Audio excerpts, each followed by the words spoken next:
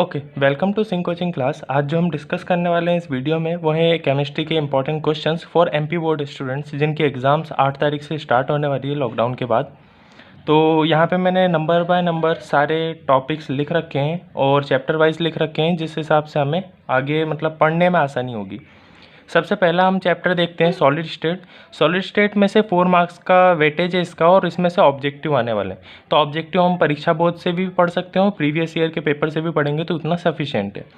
Solution second chapter की बात करते हैं जिसका नाम सॉल्यूशन है। 5 मार्क्स के इसमें से क्वेश्चन आ रहे हैं, जिसमें से 2 मार्क्स का एक क्वेश्चन है और 3 मार्क्स का एक क्वेश्चन है। अब 2 मार्क्स और 3 मार्क्स में मेजर जो पार्ट होता है वो डेफिनेशंस वाला पूछा जाता है। तो हम डेफिनेशंस इसमें दी हुई हैं, जैसे molarity, molality, mole fraction, normality, और यहाँ पे लिखी हुई है पीपीएम कंसंट्रेशन, कॉलिगेटिव प्रॉपर्टीज़।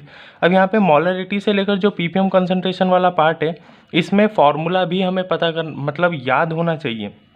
अगर फार्मूला याद रहेगा तो हम आसानी से ये बता सकते हैं उसमें कि अगर उसके पे बेस्ड कोई न्यूमेरिकल आता है तो हम उसे सॉल्व कर पाएंगे। तो इनके फार्मूले और प्लस इनकी डेफिनेशंस हमें पता होनी चाहिए। अदर क्वेश्चन जो इसमें से पूछे जा सकते हैं वो है हेनरीज लॉ। हेनरी लॉ के बहुत ज़्यादा चांसेस है कि 3 नंबर में वो पूछा जाए। रॉल्स लॉ के भी परफेक्ट चांसेस हैं कि वो पूछा जा सकता है 3 मार्क्स में। और एक है ideal and non ideal solution. तो इसमें हम आइडियल नॉन आइडियल सॉल्यूशन भी हमें पढ़ना पड़ेगा, जो कि डिफरेंसेस है मेजरली। इसके बाद इलेक्ट्रोकेमिस्ट्री। इलेक्ट्रोकेमिस्ट्री बेसिकली क्या है, 5 मार्क्स का इसमें से क्वेश्चन आने वाला है, वो भी एक। तो इसमें हमें केवल जो बड़े टॉपिक्स हैं वही करने पड़ेंगे। इसलिए एक जो SHE है, स्टैंडर्ड हाइड्रोजन इलेक्ट्रोड, वो हमें पढ़ना है और इसकी प्रिपरेशन मतलब इसको बनाते कैसे हैं। कंडक्टेंस और उसके type, specific, molar, equivalent conductance, ये सारे टाइप्स इसके पढ़ना है। लॉ अगर हम देखें तो फैराडेज लॉ ऑफ इलेक्ट्रोलिसिस हमें पढ़ना है और कोहलरॉस लॉ पढ़ना है। डिफरेंसेस भी पूछे जा सकते हैं, इसलिए डिफरेंसेस में EMF और पोटेंशियल डिफरेंस में डिफरेंस हमें पता होना चाहिए। लास्ट जो इसका मेन टॉपिक है वो है corrosion and it's electrochemical theory. तो कोरोजन, उसके factor affecting and electrochemical theory of corrosion हमें पता होना चाहिए, क्योंकि 5 मार्क्स में इसके पूछे जाने के चांसेस बहुत ज़्यादा हैं। इसके बाद केमिकल काइनेटिक्स की हम बात करते हैं तो उसमें 5 मार्क्स का इसका वेटेज है, जिसमें से एक ऑब्जेक्टिव आने वाला है और 4 मार्क्स का एक क्वेश्चन आने वाला है। डिफरेंस अगर हम देखते हैं तो सबसे पहले डिफरेंस की अगर हम बात करें केमिकल काइनेटिक्स में, तो रेट कांस्टेंट और रेट ऑफ रिएक्शन के बीच में हमें डिफरेंस पता होना चाहिए। मॉलिक्यूलरिटी और ऑर्डर ऑफ रिएक्शन में हमें डिफरेंस पता होना चाहिए। और उसके बाद डेरिवेशन अगर हम देखें तो डेरिवेशन भी इसमें से आ सकता है, क्योंकि 4 मार्क्स का क्वेश्चन बन रहा है।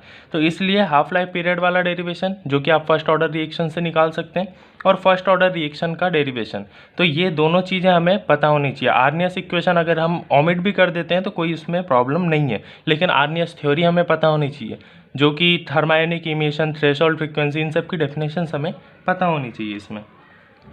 सरफेस केमिस्ट्री सबसे इजी चैप्टर है। अगर हम इसमें देखें तो 2 मार्क्स का सिर्फ एक क्वेश्चन पूछा जाने वाला है और 2 ऑब्जेक्टिव पूछे जाएंगे। टोटल 4 मार्क्स का वेटेज है इसका। तो इसमें डेफिनेशंस पढ़ना है, majorly gold number, peptization, coagulation, emulsion, ये टाइप की डेफिनेशंस इसमें पूछी जाती हैं। तो जो कि इसमें डेफिनेशंस लिखी हुई हैं, ये सारी डेफिनेशंस हम पढ़ लेंगे तो 2 मार्क्स हमारे यहाँ पे पक्के हो जाएंगे।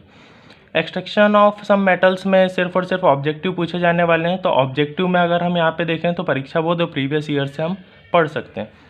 पी ब्लॉक एलिमेंट का वेटेज बहुत ज़्यादा है, 8 मार्क्स का वेटेज है, जिसमें से 3 ऑब्जेक्टिव और एक 5 मार्क्स का क्वेश्चन आने वाला है। तो सबसे पहले इसमें प्रोसेसेस बहुत ज़्यादा हैं, लैब मेथड ऑफ प्रिपरेशन ज़्यादा हैं, जैसे कि Haber's process, Oswal process, contact process और ब्रोडी ओजोनाइजर। ठीक है, ओजोन बनाने के लिए जो प्रोसेस होती है, ये सारी प्रोसेसेस हमें पढ़ना है, क्योंकि 5 मार्क्स में पूछे जाने के चांसेस इनके ज़्यादा हैं। इसके बाद oxy acids of sulphur and phosphorus और सल्फर, इन दोनों के ऑक्सी एसिड्स हमें पता होने चाहिए, इनके स्ट्रक्चर और फार्मूला भी पता होना चाहिए। ज़ेनॉन एक नोबेल गैस है, फिर भी वो कंपाउंड बनाता है, क्यों बनाता है और कौन से कंपाउंड बनाता है, ये भी हमें पता होना चाहिए। इंटर हैलोजन कंपाउंड क्या होते हैं और उसके टाइप्स क्या होते हैं।